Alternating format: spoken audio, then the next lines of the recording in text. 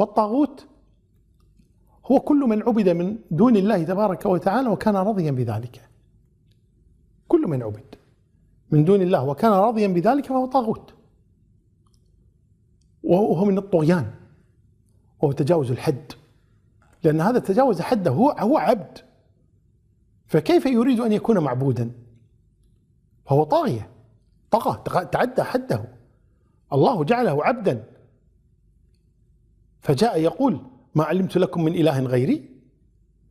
الله يقول له أنت عبد لي، وهو يقول أنا ربكم الأعلى. هذا طاغوت. فالطاغوت كل من عبد من دون الله تبارك وتعالى وهو راض أو دعا إلى عبادة نفسه، فهذا هو الطاغوت.